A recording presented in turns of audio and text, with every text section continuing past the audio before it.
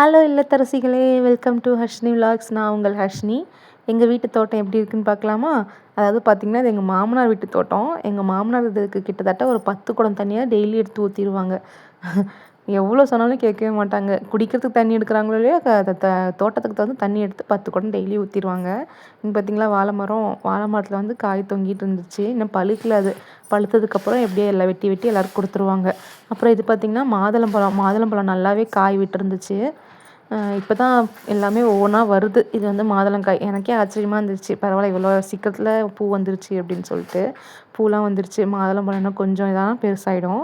அதுக்கப்புறம் பார்த்திங்கன்னா, செடி எல்லாமே எல்லா செடியுமே வச்சுருக்கோம். மாதுளங்காய் அந்த மாதிரி. அதுக்கப்புறம் இந்த பக்கம் பார்த்திங்கன்னா, எலுமிச்சைப்பழம் செடி இருந்துச்சு. எலுமிச்சைப்பழம் செடியிலையும் இன்னும் வந்து காய் வரல, பூ மட்டும்தான் வச்சுருந்துச்சு. அதுக்கப்புறம் பார்த்திங்கன்னா வந்து இந்த செடி வச்சுருந்தாங்க, எலுமிச்சைப்பழம். அப்புறம் வந்து இது பார்த்திங்கன்னா வந்து அடுக்கு மல்லின்னு சொல்லுவாங்க. இது வந்து குண்டு மல்லி இல்லாமல் அடுக்கு மல்லி. 2 அடுக்கு மல்லி செடி வச்சுருந்தோம். ரெண்டுமே வந்து மல்லி பார்த்திங்கன்னா அடுக்கடுக்காக அப்படியே கொத்து கொத்தாக தான் பூ காய்க்கும். செம்ம வாசனையாக இருக்குங்க. சூப்பராக இருக்கும். அப்படியே இதாகவே இது எப்போவுமே இப்போ வந்து பூ வந்ததுலேருந்து தினமும் எனக்கும் பறித்து கொடுத்து விட்டுருவாங்க. நான் வந்து எனக்கு கட்ட தெரியாதா, ஸோ சாமிக்கு தான் மேக்ஸிமம் நான் வைப்பேன். அப்புறம் இது பார்த்திங்கன்னா வந்து மாதுளம்பழம். அதுக்கப்புறம் வந்து இது வந்து நெல்லிக்காய் செடியிலையும் வந்து காய் வச்சிருச்சுன்னு சொல்லிட்டு இருந்தாங்க. பயங்கரமாக இருந்துச்சு இதுவும். அதுக்கப்புறம் இது வந்து தென்னை மரம் இப்போ தான் கன்று விட்டுருக்கு. மாங்காய் மரமும் நல்லா வளர்ந்துருக்கு. இது வந்து கருவேப்பிலை செடி. இது பார்த்திங்களா, இது வந்து சப்போட்டா பழத்துலேயும் காய் வச்சுருக்கு. இன்னும் வந்து பூ வச்சுருக்கு, இன்னும் காய் வரல. சப்போட்டா பழமும் இங்கே வந்து சப்போட்டா மரம் இருக்குது. அங்கே எங்கள் மாமனார் வீட்டில் இப்போ தான் ஒரு சப்போட்டா மரம் வச்சுருக்காங்க. இதுவும் பார்த்திங்கன்னா வந்து இந்த செடி பேர் என்னென்னு தெரியல. தெரிஞ்சால் கமெண்ட் பண்ணுங்கள். அதோட பேர் என்னென்னு மறந்துடுச்சு. அதுக்கப்புறம் வந்து இதுவும் வந்து அடுக்கு மல்லி தான். இல்லை இது எலுமிச்சை மரம் செடி. இதுவும் வந்து காய் விட்டுருச்சு, குட்டியாக காய் விட்டுருக்கு. பார்க்கவே அழகாக இருக்குது பாருங்களேன்.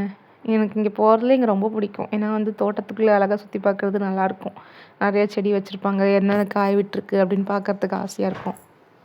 அப்புறம் கொய்யா செடி எல்லாமே வச்சுருக்காங்க. தினமும் 10 குடம் தண்ணியாவது மாமனார் ஊற்றிடுவார். அவர் பாவம், அவர் தான் எடுத்துகிட்டு வந்து எப்பயுமே ஊற்றுவார். செடியெல்லாம் பார்த்துட்டு அதுக்கப்புறம் வந்து பக்கத்து வீட்டு பசங்களாம் வந்திருந்தாங்களா, ஸோ தம்பி வந்து அவங்க கூட தான் விளையாடிட்டு இருந்தான். அங்கே போனாலே இந்த பாப்பா தான் மேக்ஸிமம் தம்பி வச்சு தூக்கி விளையாடிட்டு இருப்பா. எங்கள் சொந்தக்கார குழந்த தான். ஸ்கூல் படிச்சுட்ருக்கா. பட் அவள் தான் எப்போயுமே தூக்கி வச்சுட்டு இருப்பா தம்பி வந்து அவங்க கூட விளையாடிட்டு இருந்தான். இதுதான் எங்கள் மாமனார் வீட்டு தோட்டம். உங்களுக்கு பிடிச்சிருந்தா லைக் பண்ணுங்கள், கமெண்ட் பண்ணுங்கள், ஷேர் பண்ணுங்கள். Thank you so much. அப்புறம் தறிப்பட்டறைக்கு வந்து ஹஸ்பண்ட் போயிட்டாங்க. இதுதாங்க எங்கள் மாமனார் வீடு.